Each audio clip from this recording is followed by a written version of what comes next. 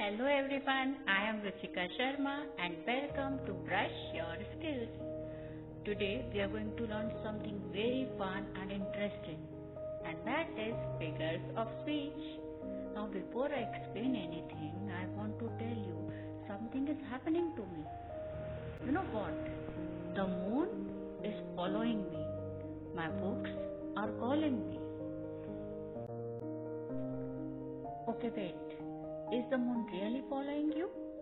Are your books actually calling you like, hey, come and study? No, right?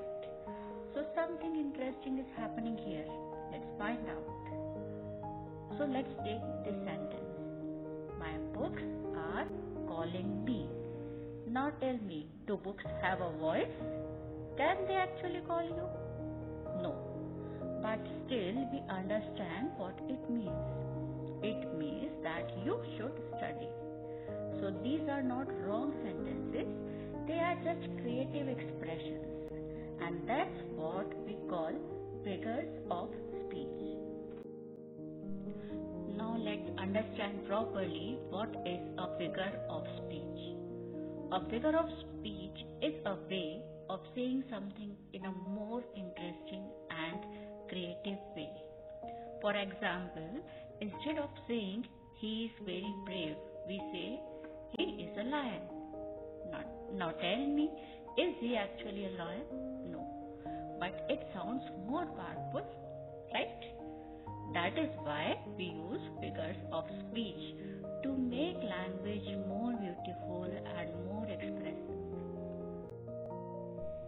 Now, figures of speech are based on ideas like resemblance, repetition, contrast, association, and construction. Don't worry about these big words. We will understand everything through examples. So in this video, we are going to learn about a few basic devices, which are simile, metaphor, personification, and alliteration. So now let's start with the simile. Let's take an example. He is as brave as a lion. Now think, is he really a lion? No, we are just comparing his bravery with a lion. And notice the word as. Whenever we use words like as, like, and so to compare two things, it becomes a simile. Now let's switch to metaphor. If I say the camel is the ship of the desert, do I really mean that camel is a ship? No. Then why are we calling it a ship? Because both help in traveling. But notice here we have not used like or as. We are directly saying camel is a ship. So when we compare two things without using any linking word, it is called metaphor. And have a look at other examples too. Time is money. It's raining cats and dogs. Here we have not used any linking word. We are just saying that time is money and it's raining cats and dogs. Now look at these three examples one by one. First, the classroom was a zoo. We have compared a classroom to a zoo, but we are not using any word like, so, and as. And in the same second example, we have written the classroom was like a zoo. Here we have used the word like, so it is a simile. Come to the next example. The alligator's teeth are white daggers. We have directly said that the teeth are daggers. But in the second example, we have said that the alligator's teeth are like white daggers. So the first one is a metaphor because we are not using like here.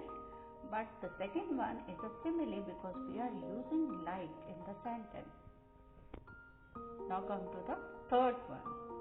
Her cheeks are big red apples. So here again we have not used like or as. So it's a metaphor. And the next one. Her cheeks are as red as an apple. So we are using as here. So it's a simile. So our next topic is personification. Now look at the example I have written. The wind whistled throughout the day. Now think. Can the wind whistle? No. Whistling is something humans do. But here we are giving that quality to wind. So when we give human qualities to a non-human thing, it is called personification. I am repeating it. When we give human qualities to the non-human things, it is called personification. Let's have a look at the examples of personification. The first one, the sun smiled down on us. Sun is not a human, it cannot smile, but we have given that quality to sun. So it is an example of personification. The next one, the story jumped off the page. The story doesn't jump. So again, it's an example of personification. In the third one, the light is dancing. Now come to the next one. The wind howled in the night. Wind doesn't howl. It's an example of personification. Rita heard the last piece of pie calling her name. Pie doesn't call and say eat me. So it's an example of personification. So here we come to alliteration. Alliteration occurs when two or more words start with the same consonant sound. Listen carefully. Two or more words have the same beginning consonant sound. I am saying consonant sound. So look at the example. Twinkle, twinkle, little star. So here T sound is being repeated. So it's an alliteration. Now let's have a look at another example in the picture. Peter Piper picked a peck of pickled peppers. So many P's in the beginning, and P is a consonant. So it's an example of alliteration. Let's have a quick look at the examples of alliteration. In the first one, C sound is being repeated. Like Claire, close your cluttered closet. In the second one, the big bad bear bored the baby bunnies by the bushes. The B sound is being repeated. And if we see the third one, the S sound is being repeated. Shut the shutters before the shouting makes you shudder. In the fourth one, we can clearly see G sound is being repeated. Go and gather the green leaves on the grass. And the last one, tell me which sound is being repeated? Yes, it's P. The consonant P is being repeated. Please put away your pens and practice the piano. Now let's identify these examples with logic. Look at the first one. Moon dances around my fair. Can the moon dance? No. Moon is a non-human thing which is given the human quality. So it's an example of personification. Second, Hattie, Henderson, hated, happy, healthy hippos. So many H sounds, and H is a consonant. So this is an example of alliteration. He is as quick as fox.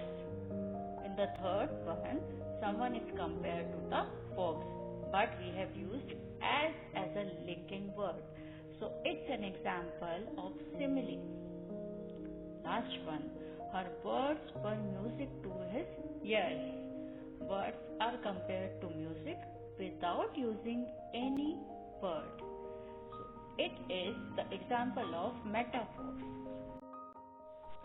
So let's have a look at this example poem quickly. The poem is Tornadoes. Twisting, breaking, chasing. They are as powerful as a wrecking ball. So here we have compared tornadoes to the wrecking ball, but we have used as. So it's a simile. Destroying anything they touch. Dark, dangerous, destructive. Wait. Dark, dangerous, destructive means D sound is repeated and D is a consonant. So it's the example of alliteration. They are nature's bulldozer, angrily knocking down everything in their path. Can tornadoes get angry? No. Being angry is a human quality. So it's an example of personification. So what did we learn today? Today we learned that figures of speech make language interesting. They are not literal, they are imaginative. Simile uses like as metaphor is direct comparison. Personification gives human qualities. And alliteration repeats sounds. And in the next slide I have a challenge for you. Now it's your turn. So here comes your challenge. In the first one, you have to change the style of the sentence. And the sentence is, her voice is music to my ears. So what you have to do here? You have to turn it into a simile. Second one, use your imagination here. The night was very quiet. Rewrite this sentence using personification. Now let's see what we have to do in third one. In third also we have to create our own sentence. Write an alliteration using the letter S. You have to create your own alliteration by using the letter S. Fourth one. Now think and answer me. Which figure of speech do you find most interesting and why? It means आपको कौन सा वाला सबसे अच्छा लगा और क्यों लगा? Comment and tell. So that's all for today. Thank you everyone. Keep learning, keep practicing and keep improving your skills. And please don't forget to like, subscribe, comment and share.